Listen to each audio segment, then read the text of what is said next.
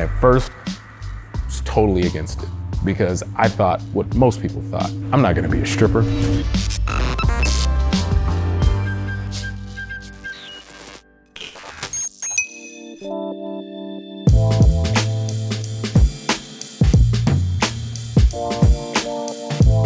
My name is JD Rainey, and I'm a professional b-boy. Born in Anchorage, Alaska. My mom and dad were law enforcement. I was considered a handicapped kid. My feet weren't sitting in proper alignment, so my feet were literally upside down. I wore leg braces for the first 5 years of my life, so I was a real-life Forrest Gump. The first things I got into was comic books. Comic books was a fun outlet and a fun fantasy land to be in because it was all people with superhuman abilities, and I think subconsciously, knowing that I had a disability, I kind of dreamed of wanting to be superhuman because I had family members that were superhuman to me. My two older brothers were all-star athletes, big, strong, fast. I wanted to do everything my older brothers did. They played almost every sport, so I wanted to do the same. My dad was a martial artist, and mom had the dancing feet. Mom gave me the dancing shoes, so we danced a lot at home, and that was something that was really private and something I didn't think would be later on a career. I moved to Seattle, I was about 9 going on 10. When we moved there, it was very early 90s hip hop. In that era in the 90s was all about fun, bright colors, a lot of geometrical hair shapes. You know, we had people walking around with flat tops and Gumbies.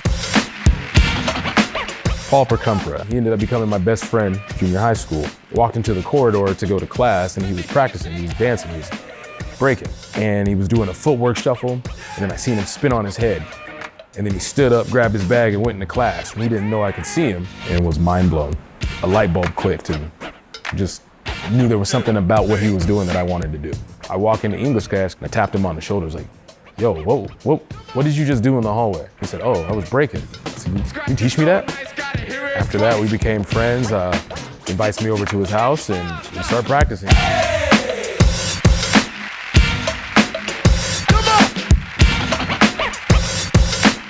This was definitely a time of, no internet. We got into the culture. We did our research by finding other kids that were into it, spending a lot of time talking about it, thinking about it, dreaming about it, trying to figure things out. And it was something that I felt was special to me because it was something I found on my own. My breakdancing name at first was Flip Freshest because I come from a gymnast background. I was very acrobatic. I was in the air a lot, like to do a lot of flipping and jumping. But fortunately, there was other people across the nation with that name already. I decided just to change my name. We were at a grocery store one time and I had grabbed 3 Twix candy bars and he looks at me and he goes, man, I'm gonna just call you Twix, because he was actually mocking me. Light bulb came on again and kind of paused and was like, oh, that's kind of tight.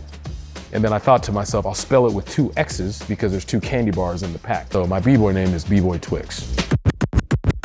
The Massive Monkeys Dance Crew, that is my second family. We're a full-on hip-hop crew. We are a 3-time world championship title holder in the world of breaking. We were all the leftover kids from other dance crews that had big reputations. We shared a love and passion for the dance and got together and made a crew. Just wanted to make a statement and kind of make our place in hip hop culture. Go and compete and battle against other crews and against other kids that were doing the same thing. Juice and myself, we entered a competition called the B-Boy Summit. And they were having a 2-on-2 bracket. So we won the battle that year. I think was what got the momentum rolling for our crew to win numerous titles after that. Everybody always really complimented us on how much we were a team, and we were known for making these really elaborate dance routines with all of the members. We wanted to make sure that our crew stood out as a crew and as a team more than just the individuals in it. Every time that we found out there was a competition locally, we tried to go to it and battle in it and make a name for ourselves and create a reputation for ourselves. Started getting invited to other competitions around the world now and tried out for America's Best Dance Crew, season 4, and made it onto the show. We're battling against the other crews and trying to win the championship of America's Best Dance Crew. I had a lot of peers said, you should do movies and you could easily be an action star or be a superhero. And then once I heard that, I was like, oh, yep, okay. Enough said. I moved to California, started doing the Hollywood shuffle, signing up with a talent agency, getting headshots done and printing resumes and going to auditions, and then eventually got picked up by Chris Brown. Spent the next 3 years living the life of a major artist background dancer.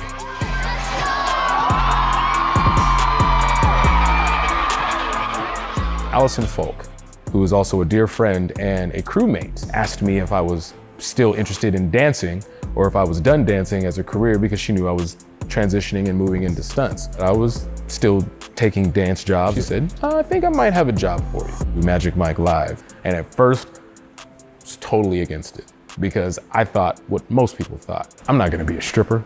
She goes, wait, it's not what you think. And I'm looking at her skeptically, of course. She gives me more of a demographic of the show and it changed everything. The best way I can explain it, it's the perfect marriage between Magic Mike, the movie and the franchise, and a Cirque du Soleil production show. Okay, let's give this a shot. My inner self and my inner child is thinking, oh my God, I gotta move again. For this now upgrade in my dance career, this gave me a chance to kind of step out from behind dancing for stars and becoming my own star. Okay, Sin City, it's all right, Vegas.